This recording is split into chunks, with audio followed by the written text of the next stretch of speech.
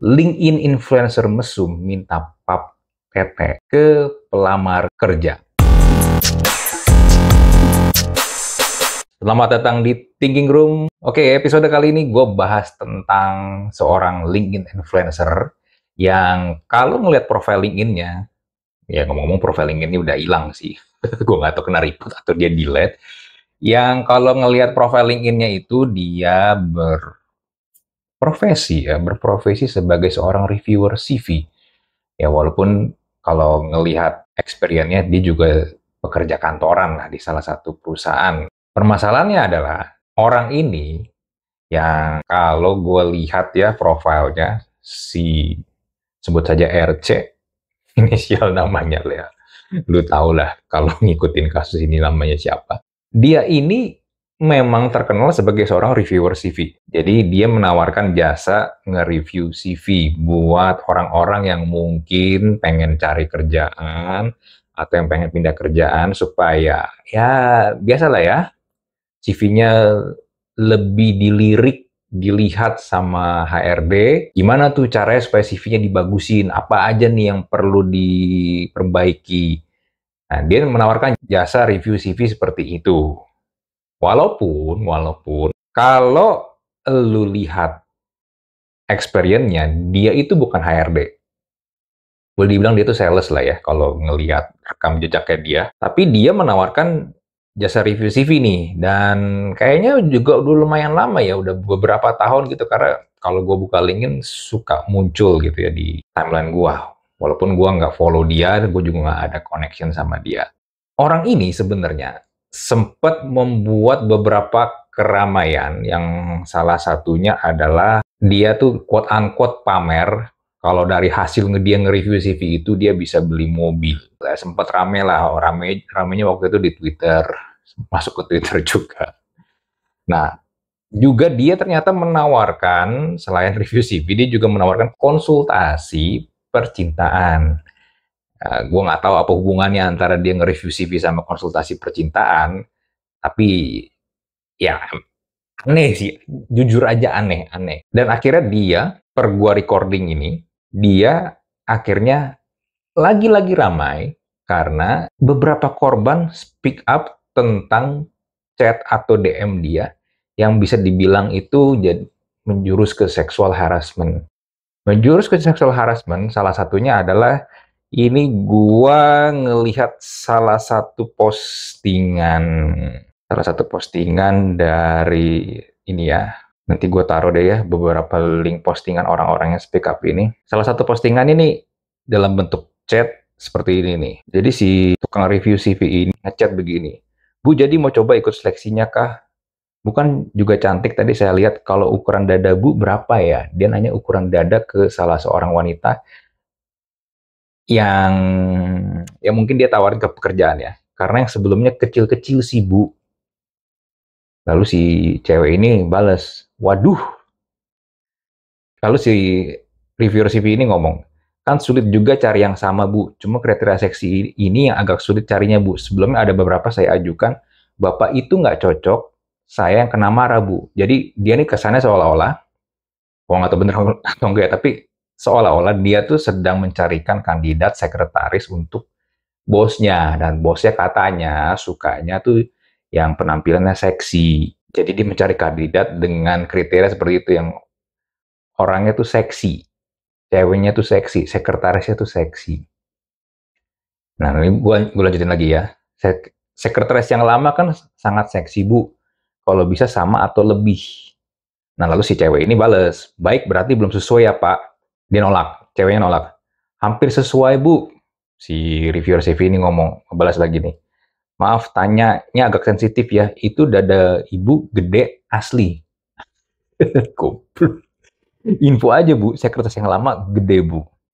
Si cewek ini, of course dia risih dong. Dia balas lagi, tapi gue salut sama kesabaran dia. Dia balasnya pun juga berusaha untuk tetap sopan. Pak, maaf saya tidak bersedia lanjut ya Pak, karena sudah ke hal sensitif. Terima kasih Pak atas informasi lowongannya. Lalu si reviewer CV ini kayaknya nggak puas gitu, dia kayak mulai marah nih. Kenapa Bu? Saya pun cukup pusing carikan penggantinya. Terus dia bilang lagi nih, jujur aja Bu, sekali Gue gue sebenarnya pusing lihat ketikan si reviewer CV ini nih, berantakan banget. Sekalin jadi sekretaris itu harus jujur lah. Gue nggak tahu maksudnya sekalin apa sih, sekalinya atau apapun itu ya. Lalu si cewek ini balas, nggak harus hal pribadi ya Pak. Sekretaris profesional bisa jujur untuk urusan pekerjaan, namun untuk hal pribadi kayaknya sensitif ya Pak. Maaf. Lalu si reviewer CV ini balas, baik nggak apa-apa Bu. Kalau saya lihat foto Bu pakai bra aja boleh nggak? Dia masih maksa nih. Intinya dia masih maksa supaya lu tuh, Pak, inilah foto seksi lu lah. Kandidat satu lagi juga saya minta biar bisa saya nilai dan dibandingkan. Gak bisa Pak, si cewek balas lagi nih. Lalu si reviewer CV bilang, malu ya Bu, kalau kandidat satu bisa, Ibu gimana? Apa Bu gimana nyamannya? Lagi-lagi si cewek udah tegas bilang, saya nggak bisa Pak. Alasannya, lalu si reviewer CV nanya, yang satu saja diproses ya Pak. Terima kasih Pak atas waktunya. Udah beberapa kali si cewek ini menolak ya. Tapi si reviewer CV ini kayaknya nge-push banget nih. Nah, si reviewer CV ini kayaknya udah marah nih. Selalu ditolak. Lalu dia ngechat begini, kok Bu gitu? Si cewek bales, gitu gimana Pak? Iya, saya udah panjang proses Bu. Dan saya udah bilang ada 2 kandidat. Kenapa Bu tiba-tiba mundur gitu aja? Coba kita sama-sama diskusi lagi dulu Bu. Kalau nggak minat dari awal kan bisa Bu bilang, bales WA. Setelah 5 menit gak dibalas, disuruh bilang bales WA. Lalu katanya di sini dia, cewek ini dipaksa sampai diancam DM di LinkedIn. Jadi ini pembicaraannya di WhatsApp nih. Lalu di DM di LinkedIn dibilang, Bu, jadi kita seleksi. Bu, kok gitu sih? Gak suka saya caranya. Lalu si cewek ini bilang, maksudnya Pak, saya tidak lanjut seleksi Pak, maaf. Lalu si reviewer CV ini bilang, iya tiba-tiba nggak jadi. Kalau nggak jadi kan bisa bilang dari awal. Lalu si cewek ini kasih argumen, kasih balasan yang menurut gue ya make sense banget ya. Karena ada hal yang membuat saya tidak jadi, Pak. Bukankah itu wajar? Terlebih disuruh kirim foto menggunakan bra, jujur saya nggak bisa, Pak. Ini mau seleksi kerja atau mau bagaimana, Pak? Lalu si reviewer ini ngomong, saya hanya memastikan aja, Bu. Lalu lagi-lagi si cewek bilang, baik, Pak. Nggak apa-apa, saya mohon maaf ya, Pak. Dan ini orang ngotot banget ya si reviewer ini ya. Yang lain juga seperti itu, Bu. Yang lain juga seperti itu. Maksudnya apa tuh? Bukan Bu saja, janji fotonya nggak saya save kok Bu. Hmm. Lalu karena cewek ini sekali lagi dia bilang menegaskan kalau dia nggak nyaman dan dia nggak mau melanjutkan proses, si reviewer CV ini bilang ke cewek ini, saya bisa lapor ke ibu, ke semua HR kalau nama ibu kena blacklist. Lalu si cewek ini merespon, ya ampun Pak, kenapa jadi pengancaman Pak? Nanti bakal susah dapat kerja lagi, kata si reviewer CV. Lalu si cewek ini bilang, nanti bisa lanjut sama kakak saya Pak yang di Polri. Hanya karena saya tidak mau mengirimkan fotonya, kakak saya juga belum, kan saya juga belum sampai tahap interview dengan direktur Bapak. Ya pada intinya, cewek ini dengan tegas menolak, si reviewer ini maksa. Dan ternyata nggak cuma satu orang doang, akhirnya gara-gara itu ada beberapa orang juga yang speak up dan kasih screenshotan chat yang kurang lebih mirip-mirip sih. Nah, alibi dari si reviewer ini dibilang katanya akun dia di LinkedIn itu kena hack. Berikut dengan akun WA dia. Yang of course ketika dia bikin klarifikasi tersebut, yang dimana klarifikasinya sudah hilang karena akunnya juga sudah hilang sekarang, banyak orang bertanya-tanya dong, akun lu kena hack, WA lu kena hack, buktinya apa? Bukti kalau akun lu tuh emang kena hack, dan WA lu tuh kena hack. Jangan-jangan kan cuma dijadikan alasan doang. Dia sempet kalau nggak salah kasih ngeliat video gitu kalau dia nggak bisa login ya. Cuman kalau nggak bisa login kan sebenarnya lu salah password juga bisa gitu. Dia alasannya juga dengan menggunakan akun yang ada, dia punya akun satu lagi. Ya, we don't know. Tapi kalau ngelihat timeline beberapa korban juga sebenarnya nggak kali ini aja dia melakukan DM seperti ini. Karena sebelum-sebelumnya pun juga dia ada lakukan. Akhirnya pun Kasus ini gue nggak tahu pelanjutannya gimana per hari ini, karena kalau yang gue dengar katanya sih tempat dia bekerja sekarang sih katanya udah mengambil tindakan dan katanya dia mau dibebas tugaskan alias dipecat. Tapi gue belum tahu per recording hari ini itu update-nya bagaimana. Tapi mungkin yang mau gua sorot adalah begini. Gue kan belum lama ini juga ada bikin video di Thinking Room ini ya tentang orang-orang aneh di LinkedIn ya. Dan sebenarnya salah satu orang-orang aneh di LinkedIn ini adalah si reviewer CV ini sih. Aneh karena satu ya, lu itu kan bukan HRD ya, lu juga bukan orang yang bekerja di bagian perekrutan, tapi lu menawarkan jasa nge-review CV, itu kompetensinya di mana gitu, kredibilitasnya itu di mana gitu. Selama ini toh lu juga bukan bekerja di bidang itu kan ibarat kayak lu orang buta nuntut orang buta sebenarnya. Dan keramaian dia akhirnya memperoleh let's say followers dan penghasilan dari situ, yang menurut gue sebenarnya ada juga kontribusi dari orang-orang yang menggunakan jasa dia. Jadinya mungkin dia star syndrome dan dia merasa, wah gue sekarang punya power, punya duit, I don't know beneran duit atau enggak, serba banyak. Jadi dia merasa tuh kayak, ya gue di atas segala-galanya nih. Tapi the problem with these people yang selama hidupnya tuh nggak atau belum pernah merasakan punya power, punya duit yang banyak, dan punya fame, kepopuleran, ya ini, mereka merasa mereka bisa melakukan anything ke orang-orang, dan orang-orang tuh akan nurut. Kalau kenyataannya tuh enggak. Kenyataannya tuh tidak seperti itu. Dia perlu mungkin mendapatkan sedikit power, sedikit uang, atau sedikit kepopuleran. Bukan berarti lu adalah the only one yang ada di dunia ini.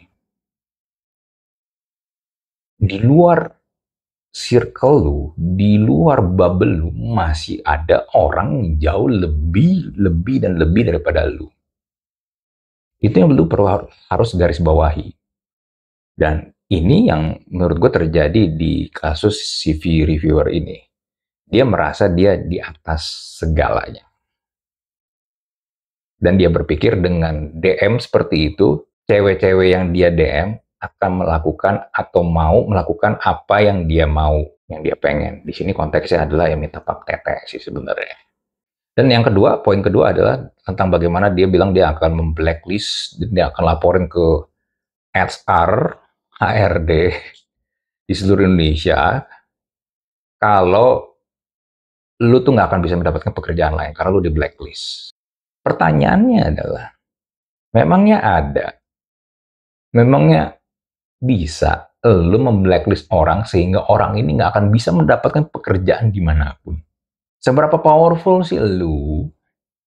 Seberapa lu punya kuasa untuk melakukan itu?